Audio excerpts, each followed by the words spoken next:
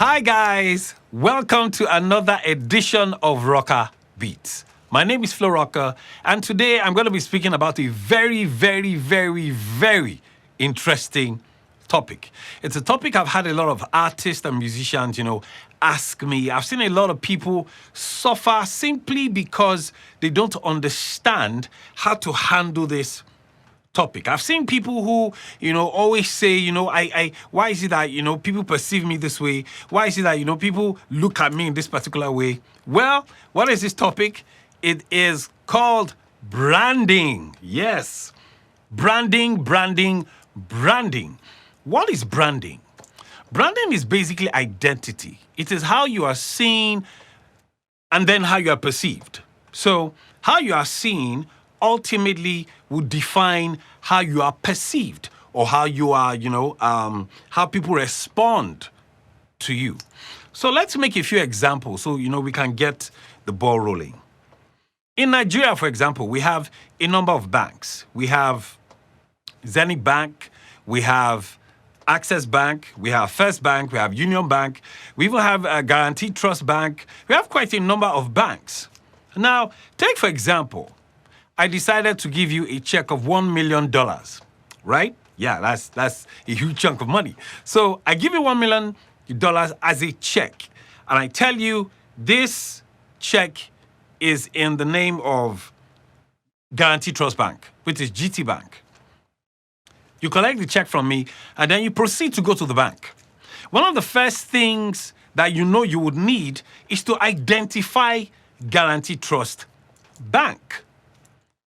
One of the first things you use to identify a brand is the shape, the color, the size. I mean, it depends on the kind of brand we're talking about. When we're talking about brands for a drink, we're talking about shape, size, color. If it's an entity like a bank, you're talking about, structure, color. If it's an individual, then you're talking about look, color, feel, gait, poise, panache. All those things come into play. So I give you this check, and then you get on the road and you are looking for Guaranteed Trust Bank. One of the first things that you will notice about Guaranteed Trust Bank is the color orange. They have made the color orange a brand identity. So much so that every time you see orange, all you think of is Guaranteed Trust Bank. Now, you want to go and cash a check, you're looking for GT Bank. You go along the road, you probably get the address. And then you get there, even though you have the address, you are looking for the bank. So you finally find the bank and you're like, okay, this is GT Bank. How do you know? It's the brand, the logo, the color, the shape. Now, your plan is to actually cash the check. So how the bank looks is useless. It is actually the transaction. But before the transaction occurs, you first and foremost need to locate the bank. Now you've located the bank, then you go into the bank.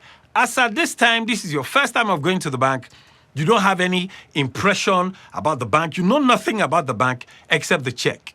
Then you go in, you get to customer's desk and they refer you, oh, okay, you want to cash a check of $1 million? Okay, so that's Forex. You need to go somewhere here. How they serve you, who speaks to you, how they speak to you, how they attend to you, would then inform your perception about that bank. It's the same thing as branding as an artist. Sometimes the first thing people get to know about you is most likely your song. Now, this issue of branding, I'm going to speak about branding from two perspectives. I'm going to speak about two products. First product being you, the artist. Second product being your music, which is what you make. Now, people would hear your music first. And then they probably want to, meet you, later. Some may hear your song and never want to meet you. It depends on how it's well branded. So when we speak about branding, that's an example using the bank. Let me use another good example. We have drinks, all sorts of drinks. You have Coca-Cola, you have Pepsi, you have 7-Up, you have Mirinda, you have Heineken, you have, all sorts of spirits and wines and stuffs, all sorts of drinks. But let's stick to sodas. Now, you notice that Coke is black in color and Pepsi is also black in color. There are also some brands that have a cola version. Most times the cola version is black. So the question is, How do I know this is Coke if it is served to me in a cup without the brand? It is in the tasting. So when I taste it, I can tell, this is Coke. There is a way Coke tastes. You can never misalign Coke for Pepsi or any other cola. You know, Coca-Cola has done a fantastic job in making sure that they have branded the taste of Coke. Same thing with Pepsi. When you taste Pepsi, you can tell this is Pepsi, this is not Coke. This is Pepsi. When you're tasting Fanta, you cannot mistake the taste of Fanta for the taste of Coke. If you are drinking 7-Up, which is in a green bottle, you can never mistake the taste of 7-Up for any other drink. You can't even make a mistake of, even though 7-Up is in a green bottle, Limca or Lemon is in a green bottle, but the taste of them are different. So it's the same thing when people come across your music for the very first time. That is the first part of your branding people are going to come across. Now, the way people respond to you will be dependent upon what they meet as a brand. Remember what I said about the bank and what I said about the drinks. So someone gets to meet you via your music first, either on YouTube or Spotify or Apple iTunes or Deezer or Boomplay or YouTube. They get to meet your music first. It will tell them a lot about you, even though they have not met you. So it is very pertinent that, your music, you carefully pay attention to the creation of your music. Never make music, carelessly or haphazardly. Or to say, the reason my music is that way is I didn't have enough money, so I had to go and meet this producer. He did it for me cheap.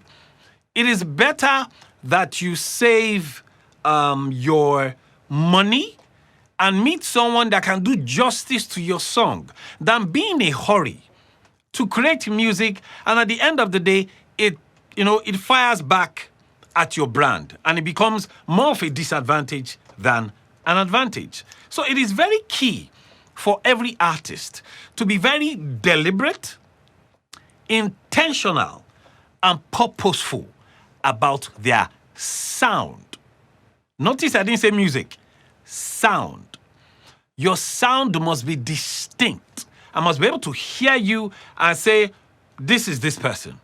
Take, for example, you can't mistake Michael Jackson for anybody else. You cannot mistake Michael Jackson for Donnie McClurkin. You cannot mistake Donnie McClurkin for Yolanda Adams. You cannot mistake, Yolanda Adams for CeCe Winans. You cannot mistake CeCe Winans for Byron Cage. You cannot mistake Byron Cage for Marvin Sapp.